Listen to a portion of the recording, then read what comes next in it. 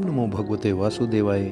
अब हम श्रीमद्भागवत महापुराण 10म स्कंद उत्तरार्ध के 83वें अध्याय का पाठ करेंगे, जिसमें हम जानेंगे महारानी द्रौपदी द्वारा भगवान श्री कृष्ण की विभिन्न पत्नियों के साथ बातचीत, द्रौपदी के प्रश्न और उनकी रानियों द्वारा उनके उत्तर। द्रौपदी जी पूछती हैं कि किस प्रकार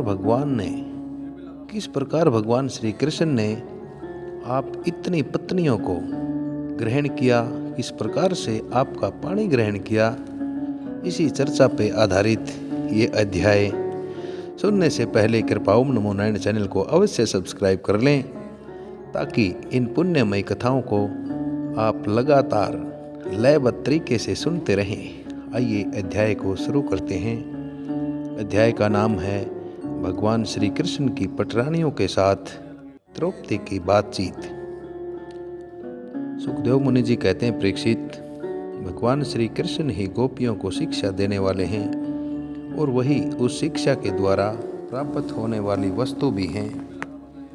इसके पहले जैसा कि वर्णन किया गया है, भगवान श्री कृष्ण ने उन पर महान कृपा की। अब उन्होंने धर्मराज युधिष्ठिर तथा अन्य सभी संबंधियों से कुशल मंगल पूछा। भगवान श्री कृष्ण के चरण कमलों का दर्शन करने से ही उनके सारे अशुभ कर्म तो नष्ट हो ही चुके थे। अब जब भगवान श्री कृष्ण ने उनका आदर सत्कार किया, कुशल मंगल पूछा, तब वे अत्यंत आनंदित होकर उनसे कहने लगे, भगवान, बड़े बड़े महापुरुष मन ही मन आपके चरण कमलों का रस पान करते रहते हैं, ध्यान करते रहते हैं। कभी कभी उनके मुख से लीला कथा के रूप में वह रस छलक पड़ता है। प्रभु, वह इतना अद्भुत दिव्य रस है कि कोई भी प्राणी उसको पी ले तो वह जन्म मृत्यु के चक्कर में डालने वाली अज्ञानी बुद्धि को नष्ट कर देता है। उसी रस को जो लोग अपने कानों के दोनों में भर भर कर जी भर पीते हैं, उनके अमंगल की आशंका ही क्या है। भगवान, आप एक रस ज्ञान के दाता हैं, ज्ञान स्वरूप हैं और अखंड आनंद के समुद्र भी हैं। बुद्धि वृत्तियों के कारण होने वाली जागृत, स्वप्न और सुषुप्ति यानी निद्रा, ये तीनों अवस्थाएं आपके स्वयं प्रकाश स्वरूप तक पहुंच ही नहीं पाती हैं, दूर से ही नष्ट हो जाती हैं। आप परमहंसों की एकमात्र गति हैं। समय के फेर से वेदों का ह्रास होते देखकर उनकी रक्षा के लिए आपने अपनी अचिंत्य योग माया के साथ मनुष्यों का शरीर ग्रहण किया हुआ है। हम आपके चरणों में बारंबार नमस्कार करते हैं। सुखदेव मुनि जी आगे कहते हैं, परीक्षित, जिस समय दूसरे लोग इस प्रकार भगवान श्री कृष्ण की स्तुति प्रार्थना कर रहे थे, उसी समय यादव और कौरव परिवार की स्त्रियां इकट्ठा होकर आपस में भगवान की त्रिभुवन प्रसिद्ध लीलाओं का वर्णन कर रही थी। अब मैं तुम्हें उन्हीं की बातें सुनाता हूँ। द्रौपदी ने कहा, हे रुक्मणी, हे सुंदर भद्रे, हे जाम्बवती, हे सत्यभामा, कालिंदी, सैव्य, लक्ष्मणे, हे रोहिणी और दूसरी श्री कृष्ण पत्नियों, तुम लोग हमें यह तो बताओ कि स्वयं भगवान श्री कृष्ण ने अपनी माया से लोगों का अनुकरण करते हुए तुम लोगों का किस प्रकार से पाणी ग्रहण किया, तुम लोगों को कैसे स्वीकारा, तुम्हारी शादी भगवान श्री कृष्ण से कैसे हुई। ऐसा सुनकर रुक्मणी जी ने कहा, द्रौपदी जी, जरासंध आदि सभी राजा चाहते थे कि मेरा विवाह शिशुपाल के साथ हो। इसके लिए सभी शस्त्र अस्त्रों से सुसज्जित होकर युद्ध के लिए तैयार भी थे, परंतु भगवान श्री कृष्ण मुझे वैसे ही हर लाए जैसे शेर बकरी और भेड़ों के झुंड में से अपने भाग को छीन कर ले जाए। हो भी क्यों न संसार में जितने भी अजय वीर हैं, अर्थात जिन्हें नहीं जीता जा सकता, उनके मुकुटों पर इन्हीं की चरण धूल शोभायमान होती है। द्रौपदी जी, मेरी तो यही इच्छा है कि भगवान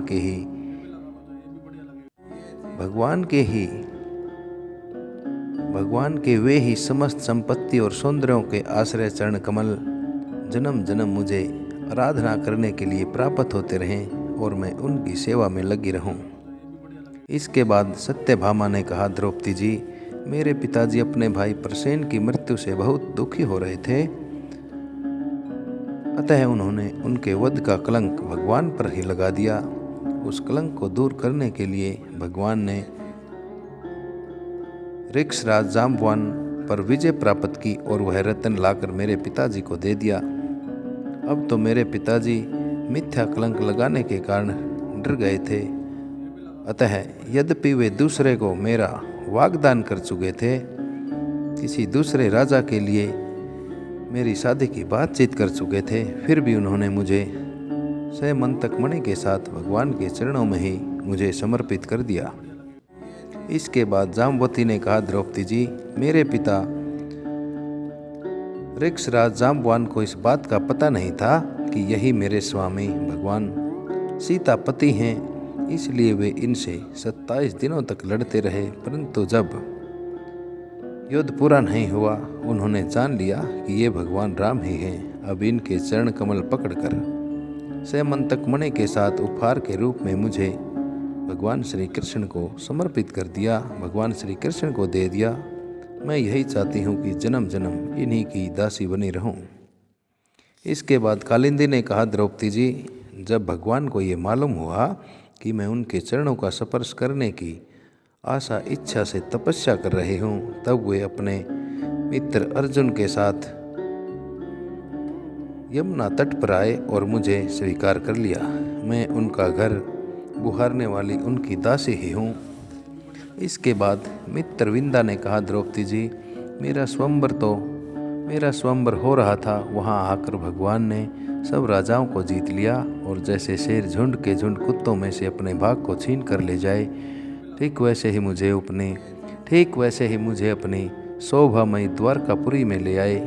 मेरे भाइयों ने भी मुझे भगवान से छुड़ाकर मेरा अहित करना चाहा, परंतु इसके बाद सत्या ने कहा, द्रौपदी जी, मेरे पिताजी ने मेरे स्वयंवर में आए हुए राजाओं के बल पौरुष की परीक्षा के लिए बड़े बड़े बलवान और पराक्रमी तीखे सींग वाले 7 बैल रख छोड़े थे। उन बैलों ने बड़े बड़े वीरों का घमंड चूर चूर कर दिया था।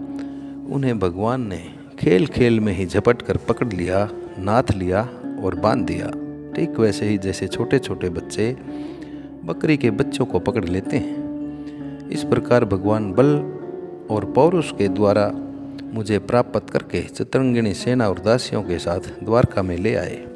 रास्ते में जिन अक्षत्रियों ने भी विघ्न डाला, उन्हें भी जीत लिया। यही मेरी इच्छा है कि मुझे इनकी सेवा का अवसर सदा सर्वदा प्राप्त होता रहे।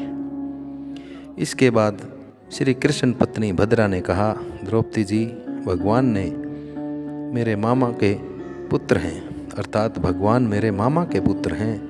मेरा चित्त इन्हीं के चरणों में लग गया था।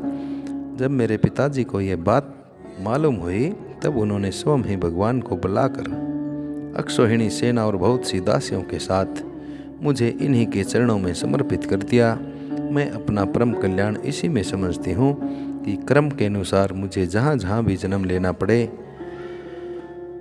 हर जगह हर जन्म में इन्हीं के चरण कमलों का स्पर्श मुझे प्राप्त होता रहे। इसके बाद लक्ष्मणा ने कहा, रानी जी, द्रौपदी जी, देव ऋषि नारद बार बार भगवान के अवतार और लीलाओं का गान करते रहते थे। उसे सुनकर और यह सोचकर कि लक्ष्मी जी ने समस्त लोकपालों का त्याग करके भगवान को ही वर्ण किया है, मेरा चित्त भगवान के चरणों में लग गया। मेरे पिता भरतसेन मुझ पर बहुत प्रेम रखते थे। जब उन्हें मेरा अभिप्राय मालूम हुआ, तब उन्होंने मेरी इच्छा की पूर्ति के लिए यह उपाय किया। महारानी, जिस प्रकार पांडव वीर अर्जुन की प्राप्ति के लिए आपके पिता ने स्वयंवर में मत्स्य भेद का आयोजन किया था, अर्थात मछली को भेदने का आयोजन किया था, उसी प्रकार मेरे पिता ने भी किया था। आपके स्वयंवर की अपेक्षा मेरा यहाँ यह विशेषता थी, मेरे यहाँ पर यह विशेषता थी कि मत्स्य बाहर से ढका हुआ था, अर्थात मछली को ढक कर रखा हुआ था, केवल जल में ही उसकी परछाई दिखाई देती थी। जब यह समाचार राजाओं को मिला तब सब ओर से समस्त अस्त्र शस्त्रों के तत्वज्ञ अर्थात समस्त शस्त्र अस्त्रों के जानकार हजारों राजा अपने अपने गुरुओं के साथ मेरे पिताजी की राजधानी में आने लगे। मेरे पिताजी ने आए हुए सभी राजाओं का बल, पौरुष और अवस्था के अनुसार उनका यथा योग्य स्वागत सत्कार भी किया। उन लोगों ने मुझे प्राप्त करने की इच्छा से स्वयंवर सभा में रखे हुए धनुष और बाण उठाए। उनमें से कितने ही राजा तो धनुष पर तांत भी न चढ़ा सके, उन्होंने धनुष को ज्यों का त्यों रख दिया। कईयों ने धनुष की डोरी को एक सिरे से बांधकर दूसरे सिरे तक खींच तो लिया, परंतु वे उसे दूसरे सिरे से बांध न सके। उसका झटका लगने से गिर पड़े। द्रौपदी जी बड़े बड़े प्रसिद्ध वीर जैसे जरासंध, अम्बष्ठ नरेश, शिशुपाल, भीमसेन, दुर्योधन और कर्ण, इन लोगों ने धनुष पर डोरी तो चढ़ा ली, परंतु उन्हें मछली की स्थिति का पता न चला। पांडववीर अर्जुन ने जल में उस मछली की परछाई देख ली और यह भी जान लिया कि वह कहाँ पर है। बड़ी सावधानी से उन्होंने बाण छोड़ा भी, बड़ी सावधानी के साथ उन्होंने बाण को छोड़ा भी, परंतु उससे लक्ष्य को भेद न सके। उनके बाण ने केवल उसका स्पर्श मात्र ही किया। रानी जी अर्थात द्रौपदी जी इस प्रकार बड़े बड़े अभिमानियों का घमंड मर्दन हो गया, चूर चूर हो गया।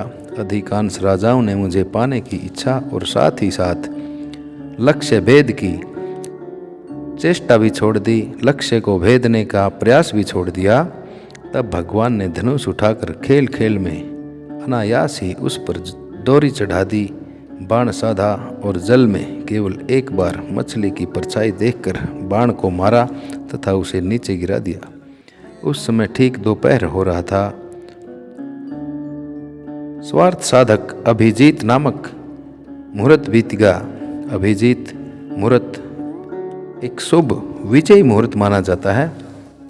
द्रौपदी जी उस समय पृथ्वी में जय जयकार होने लगा, आकाश में दुदम्बियाँ बजने लगी, बड़े बड़े देवता आनंद विभोर होकर फूलों की वर्षा करने लगे। द्रौपदी जी उसी समय मैंने रंगशाला में प्रवेश किया। मेरे पैरों की पाजेब रुन झुन बोल रहे थे। मैंने नए नए उत्तम रेशमी वस्त्रों को धारण किया हुआ था। मेरी चोटियों में मालाएं गुथी हुई थी और मुंह पर लज्जापूर्ण मुस्कुराहट थी। मैं अपने हाथों में रत्नों का हार लिए हुए थी जो बीच बीच में लगे हुए सोने के कारण और भी चमक रहा था। रानी जी उस समय मेरा मुख घनी घुंघराली बालों की अलकों से सुंदर लग रहा था और गालों पर कुंडलों की परछाई पड़ने से वह और भी चमक रहा था। मैंने एक बार अपना मुख उठाकर चंद्रमा की किरणों के समान सुशीतल हास्य रेखा और तिरछी नजरों से चारों ओर बैठे हुए राजाओं की ओर देखा, फिर धीरे से अपनी वरमाला भगवान के गले में डाल दी। यह तो कह ही चुकी हूँ कि मेरा हृदय पहले से ही भगवान के प्रति अनुरक्त था, भगवान में लीन हो चुका था। मैंने ज्यों ही वरमाला पहनाई त्यों ही मृदंग, पखावज, शंख, ढोल, नगाड़े आदि बाजे बजने लगे। नट और नर्तकियाँ नाचने लगी, गवैये गाने लगे। द्रौपदी जी जब मैंने इस प्रकार अपने स्वामी प्रियतम भगवान को वरमाला पहना दी, उन्हें वर्ण कर लिया, तब काम से आतुर राजाओं को बड़ा डाह हुआ, बड़ी जलन हुई। वे बहुत ही चिढ़ गए। चतुर्भुज भगवान ने अपने श्रेष्ठ 4 घोड़ों वाले रथ पर मुझे चढ़ा लिया और हाथ में सारंग धनुष लेकर तथा कवच पहनकर युद्ध करने के लिए वे रथ पर खड़े हो गए। पर द्रौपदी जी दारुक ने सोने के साथ सम्मान से लदे हुए रथ को सब राजाओं के सामने ही द्वारका के लिए हाँक दिया। जैसे कोई शेर हिरणों के बीच से अपना भाग ले जाए, उनमें से कुछ राजाओं ने धनुष लेकर युद्ध के लिए सज धज कर इस उद्देश्य से रास्ते में पीछा किया कि हम भगवान को रोक लेंगे, परंतु द्रौपदी जी उनकी चेष्टा ठीक वैसे ही थी, उनका प्रयास ठीक वैसे ही था जैसे कुत्ते शेर को रोकना चाहें। सारंग धनुष के छूटे हुए तीरों से किसी की बाँह कट गई तो किसी के पैर कट गए और किसी की गर्दन ही उतर गई। बहुत से लोग तो उस युद्ध भूमि में ही सदा के लिए सो गए और बहुत से युद्ध भूमि छोड़कर भाग खड़े हुए। उसके बाद यदुवन शिरोमणि भगवान श्री कृष्ण ने सूर्य की भांति अपने निवास स्थान स्वर्ग और पृथ्वी में सदा प्रशंसित द्वारका नगरी में प्रवेश किया। उस दिन वह विशेष रूप से सजाई गई थी। इतनी झंडियाँ, पताकाएँ और तोरण लगाए गए थे कि उनके कारण सूर्य का प्रकाश धरती पर नहीं आ पाता था। मेरी अभिलाषा पूरी हो जाने से पिताजी को बहुत प्रसन्नता हुई। उन्होंने अपने हितैषी, सुहृदों, सगे संबंधियों और भाई बंधुओं को बहुमूल्य वस्त्र, आभूषण, सैया, आसन और तरह तरह की सामग्रियां देकर सम्मानित भी किया। भगवान परिपूर्ण हैं, फिर भी मेरे पिताजी ने प्रेमवश उन्हें बहुत सी दासियां, सब प्रकार की संपत्तियां, सैनिक, हाथी, रथ, घोड़े और बहुत से बहुमूल्य अस्त्र शस्त्र भी समर्पित किए। रानी जी, हमने पूर्व जन्म में सबकी इच्छा छोड़कर कोई बहुत बड़ी तपस्या की होगी, तभी तो हम इस जन्म में भगवान की गृह दासियां अर्थात पत्नियां हो गई हैं। उसके बाद 16,000 पत्नियों की ओर से रोहिणी ने उत्तर दिया कि द्रौपदी, भौमासुर ने चारों दिशाओं में जीतने के बाद बहुत से राजाओं को जीतकर उनकी कन्या हम लोगों को अपने महल में बंदी बना रखा था। अर्थात यहाँ पर 16,000 पत्नियों की ओर से रोहिणी जी कहती है कि भौमासुर ने इन हजारों पत्नियों को, इनके राजाओं को जीतकर उन्हें अपने महल में बंदी बना लिया था। भगवान ने यह जानकर युद्ध में भौमासुर और उसकी सेना का संहार कर डाला और स्वयं पूर्ण काम होने पर भी उन्होंने हम लोगों को वहां से छुड़ा दिया और हमारा हाथ ग्रहण करके अपनी दासी बना लिया, अर्थात हमारा पानी ग्रहण करके अपनी पत्नियां बना लिया। रानी जी, हम सदा सर्वदा उनके उन्हीं चरणों का चिंतन करते रहती हैं जो जन्म मृत्यु रूप संसार से मुक्ति दिलाने वाले भी हैं। द्रौपदी जी, हम साम्राज्य, इंद्रपद या इन दोनों के भोग, अणिमा सिद्धियाँ आदि ऐश्वर्य, ब्रह्मा का पद, मोक्ष, सारूप्य आदि मुक्तियाँ कुछ भी नहीं चाहती हैं। हम केवल इतना ही चाहती हैं कि अपने प्रियतम प्रभु के सुकोमल चरण कमलों की वह धूल सदा अपने सिर पर लगाती रहें, जो लक्ष्मी जी की छाती पर लगी हुई केसर की सुगंध से परिपूर्ण है। उदार शिरोमणि भगवान के जिन चरण कमलों का स्पर्श करके गौ चराते समय गोप, गोपियाँ, भिलिने अर्थात भिलनियाँ, तिनके और घास की बेल तक उनका स्पर्श करना चाहती हैं, उन्हीं की हमें भी इच्छा है। इस प्रकार श्रीमद्भागवत महापुराण का यह अध्याय आप सभी श्रोताओं द्वारा श्रवित किया गया। नरेंद्र कौशिक की आप सभी परम श्रद्धालु भागवत भक्तों से बड़े सुहृदय के साथ बारंबार ये विनती रहती है कि कृपा ओम नमो नारायण चैनल को सब्सक्राइब करें, इन पुण्यमयी कथाओं को सुनें, आगे से आगे शेयर करें ताकि सनातन धर्म का प्रचार और प्रसार होता रहे। अगले अध्याय में हम सुनेंगे वसुदेव जी का यज्ञ उत्सव। आप सभी को नरेंद्र कौशिक का ओम नमो भगवते वासुदेवाय, ओम नमो भगवते वासुदेवाय।